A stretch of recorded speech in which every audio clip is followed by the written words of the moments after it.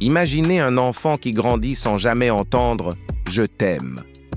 Pas parce qu'il n'était pas aimé, mais parce que ces mots n'existaient pas dans son foyer. Cet enfant, c'était peut-être vous. Et aujourd'hui, vous ressentez peut-être un vide, une difficulté à vous affirmer, à poser vos limites, à faire confiance aux autres, comme si vous cherchiez en permanence à mériter l'amour plutôt qu'à le recevoir naturellement. Et si je vous disais que ça n'a rien d'un hasard? Dans cette vidéo, on va voir comment l'absence de ces 3 mots a façonné votre personnalité. Et surtout comment vous pouvez aujourd'hui reprendre le contrôle. Il y a des blessures qu'on ne voit pas, des cicatrices qui ne laissent aucune trace sur la peau, mais qui marquent profondément l'âme. Si vous avez grandi sans jamais entendre « je t'aime » de la part de vos parents, alors vous avez peut-être appris à vous construire sans ces mots. Mais à quel prix? Aujourd'hui, vous avez peut-être du mal à croire en votre propre valeur. Vous ressentez peut-être un besoin constant de validation. Vous avez du mal à dire non, par peur de décevoir, par peur du rejet. Vous êtes peut-être ce qu'on appelle un people pleaser, toujours prêt à faire plaisir aux autres, quitte à vous oublier vous-même.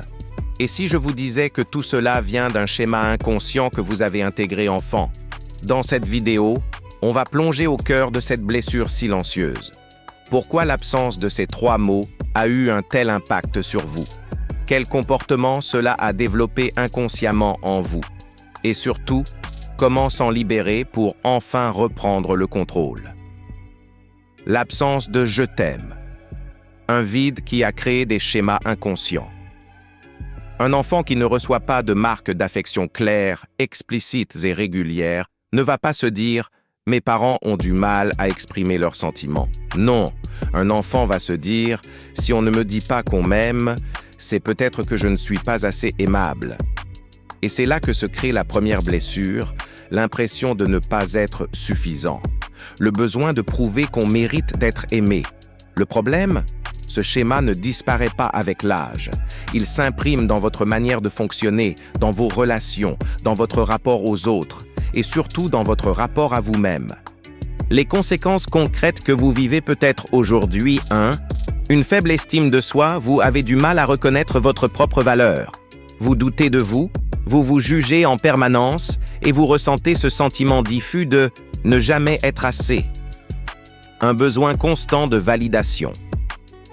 Puisque vous avez appris que l'amour ne venait pas naturellement, vous cherchez en permanence des signes de reconnaissance. Les compliments, l'attention des autres, l'approbation extérieure deviennent votre carburant émotionnel. Une peur du rejet et de la solitude. Parce que le rejet active cette blessure profonde, chaque conflit ou prise de distance vous semble insupportable. Vous avez peur d'être abandonné, alors vous faites tout pour éviter les tensions. 4. Une difficulté à poser vos propres limites. Dire non, exprimer un désaccord, affirmer vos besoins, tout cela est difficile pour vous. Pourquoi? Parce que vous avez appris que l'amour et l'acceptation se méritaient en étant conciliants, en faisant plaisir aux autres.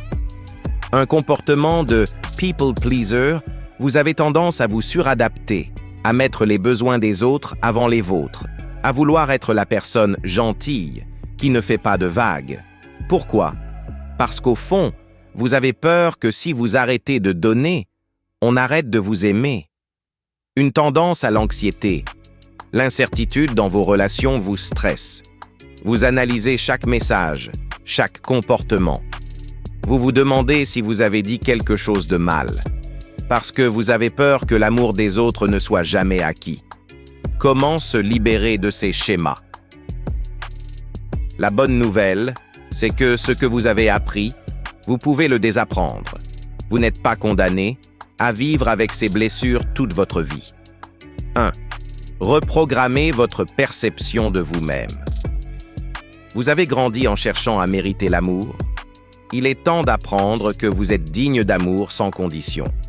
Travaillez sur l'autocompassion. Parlez-vous comme vous parleriez à un ami.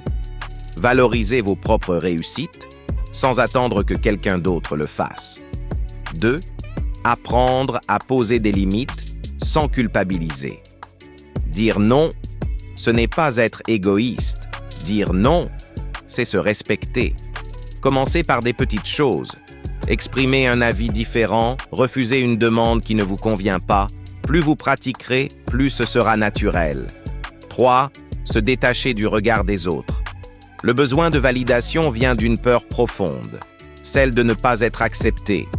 Mais voici une vérité puissante. Vous n'avez pas besoin de l'approbation de tout le monde pour exister. Vous êtes déjà assez. Et ce que vous ressentez est légitime, même si personne ne le valide. 4. Remplacez la peur du rejet par l'acceptation de soi. Tout le monde ne vous aimera pas. Et c'est normal. Ce n'est pas le reflet de votre valeur. C'est juste une réalité de la vie. 5. Apprendre à se donner soi-même ce qu'on a manqué. Vous n'avez peut-être pas entendu « Je t'aime, enfant », mais vous pouvez commencer à vous le dire aujourd'hui. Regardez-vous dans le miroir et affirmez votre valeur. Écrivez-vous une lettre comme si vous parliez à l'enfant que vous étiez. Apprenez à cultiver un amour de vous-même qui ne dépend de personne d'autre. Conclusion.